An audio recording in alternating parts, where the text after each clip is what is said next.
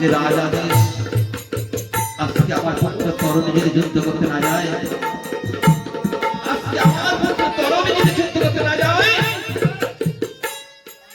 আমার ভাসুরের কাছে মৃত্যু হবে। তার চেয়ে এক কাজ সাজিয়ে দিয়ে বলছে, সীতা বলছে দিদি আমি কিভাবে সাজাবো বলো? সদমা বলছে রাধেশ বলবো ওই শেষের দিনে যেভাবে সাজিয়ে দেয়, আমি জানি আমার পুত্র তরুণী যাবে যুদ্ধ করতে, আমার কাছে আরে ফিরিয়ে আসবে না। আমি জানি আমার সন্তান যাবে যুদ্ধ করতে, আমার কাছে আরে ফিরিয়ে আসবে না। শেষের দিনে যেভাবে সাজায় সেইভাবে সাজিয়ে দাও। আগেকার দিনে শেষের দিনে কিভাবে সাজাতো? সর্বঙ্গে ভগবানের নাম লিখে দিত না গোপীচন্দ্র দিয়ে। সর্ববচ্চ সীতা আমার পুত্র তরুণী যাবে যুদ্ধ করতে, আমার কাছে ফিরিয়ে আসবে না। শেষের দিনে যেভাবে সাজায় তুমি ঠিক সেইভাবে সাজিয়ে দাও। সর্বঙ্গে রাম নাম লিখে দাও। ও তুমি সাজিয়ে দাও, তুমি সাজিয়ে দাও।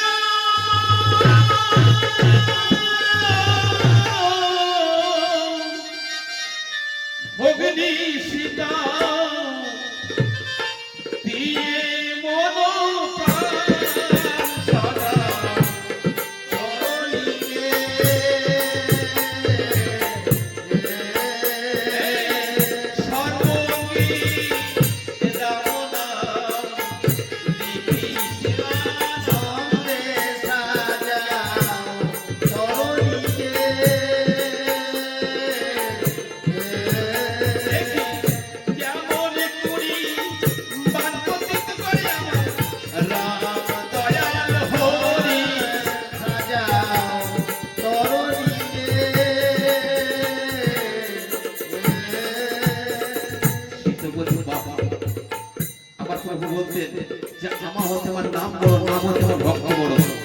দেখি বালকেরা কিভাবে মানবে।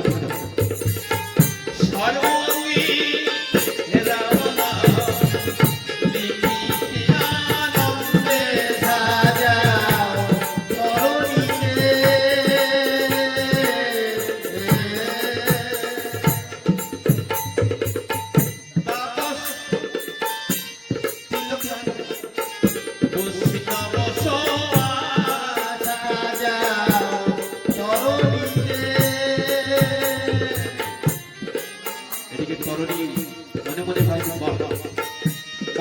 যেভাবে আমি সাজিয়ে দিচ্ছে, এটা তো আমার মৃত্যু হবে না।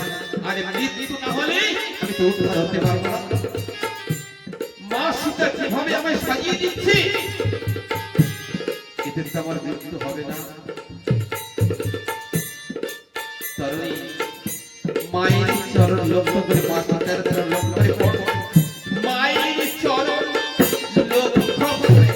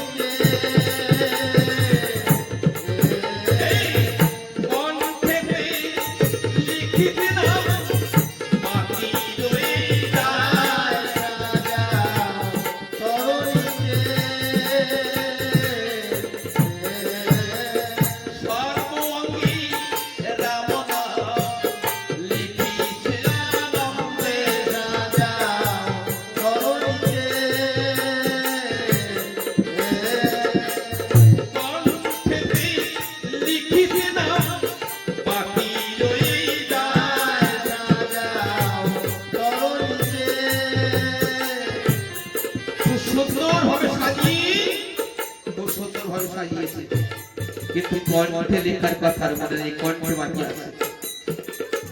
এবার ছোট ছোট বলে তরুণী মা সীতার চরণে প্রণাম করিল। মা আমার আশীর্বাদ। সীতা মনে মনে ভাবছে আমি যেভাবে তোমায় সাজিয়ে দিলাম, এতে তোমার মৃত্যু হবে না। এটা ছিল সীতার মনে ভাবে, কিন্তু কণ্ঠে লেখার কথা কিন্তু আর মনে নেই, কণ্ঠে কিন্তু বাকি রয়েছে। সীতা বলছে যাও, আমি যেভাবে তোমায় মনে মনে বলছে আমি যেভাবে তোমায় সাজিয়ে দিলাম এতে তোমার মৃত্যু হবে না।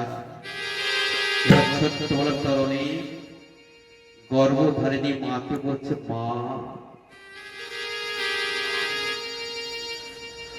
মা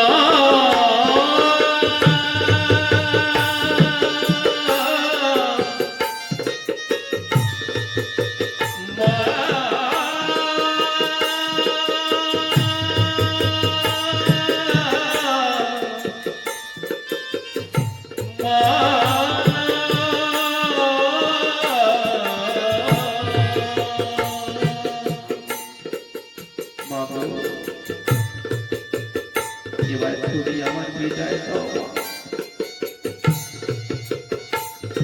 এবার তুমি আমার বিদায় দাও বাবা। সর্ববংশ তরণী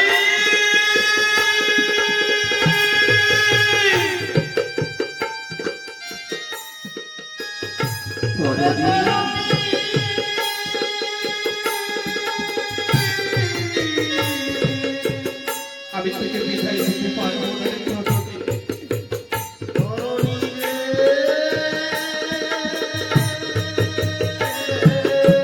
আমি তোকে বিদায় দিতে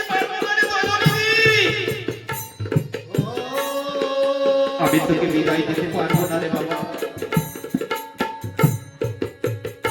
আমি তোকে বিদায় দিতে পারবো না রে।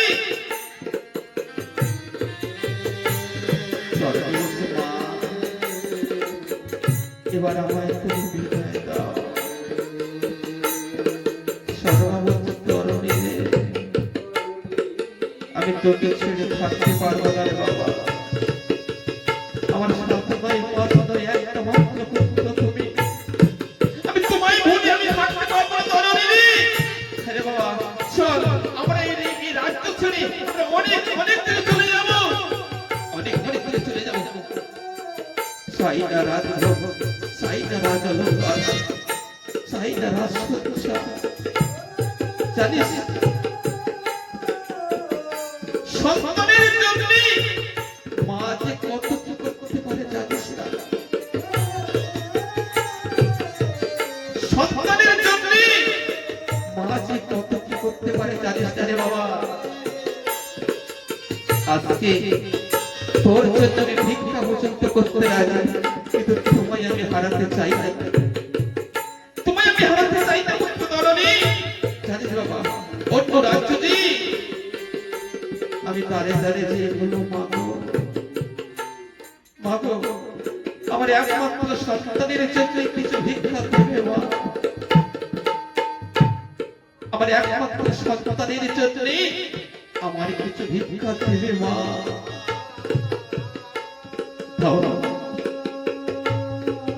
আমার একমাত্র সন্তানের জন্য আমার কিছু ভিক্ষা দাও মা।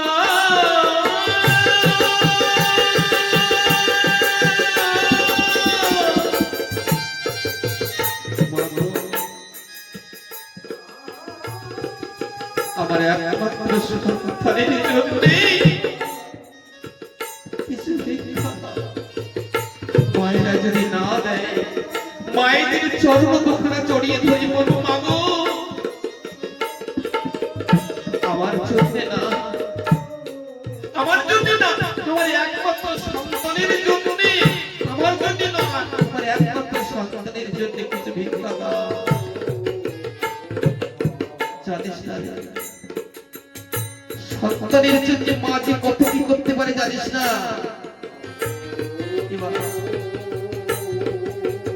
সন্তানের জন্য মা যে কত কি করতে পারে জানিস না রে বাবা।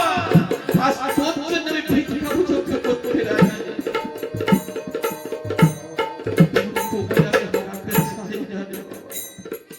তোমায় আমি হারাতে চাই না মা। আমার বিদায় দাও,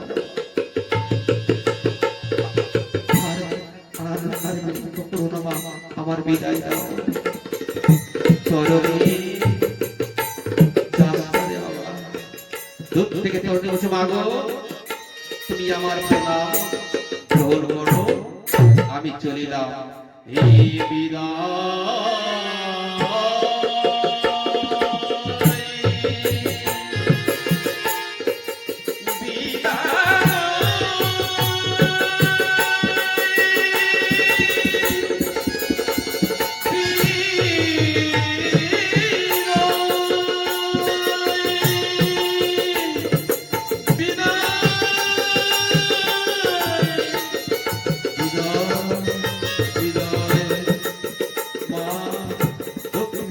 মাকে বিদায়, মাকে দেব তরণী।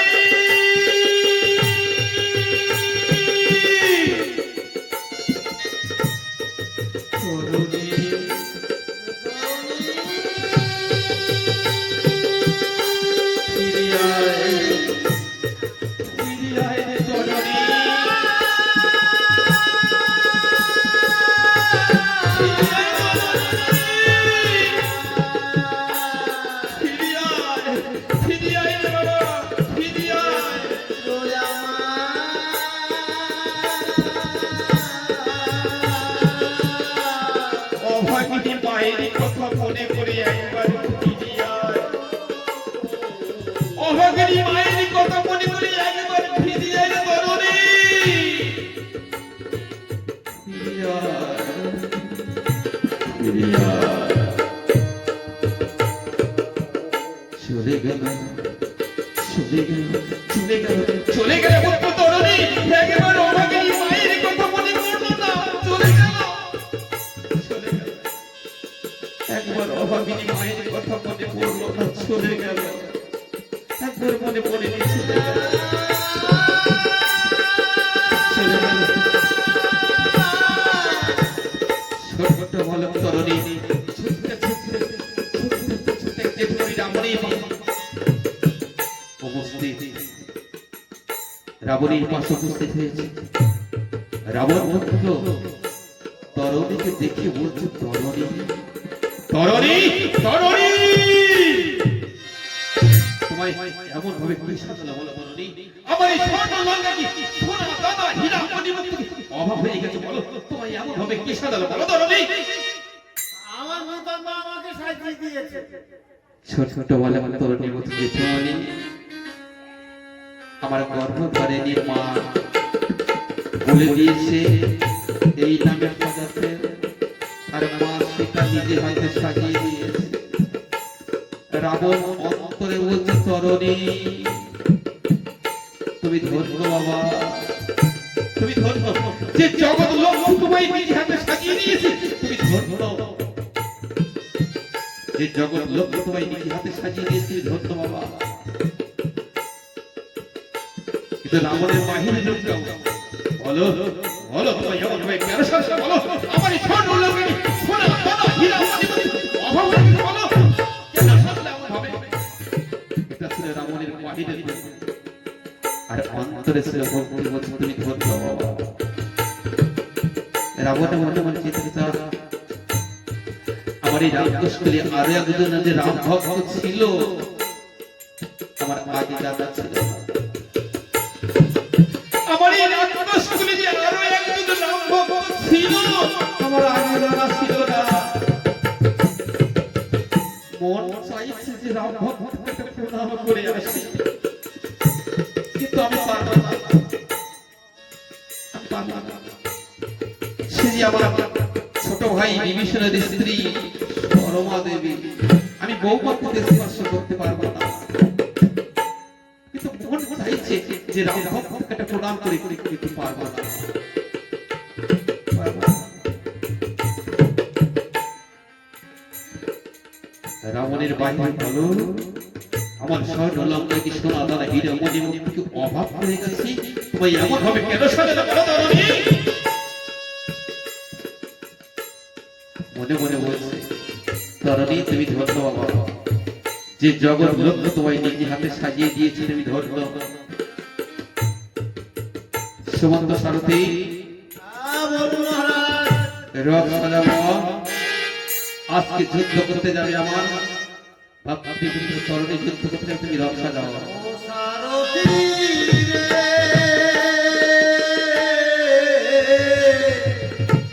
আমার ভুবন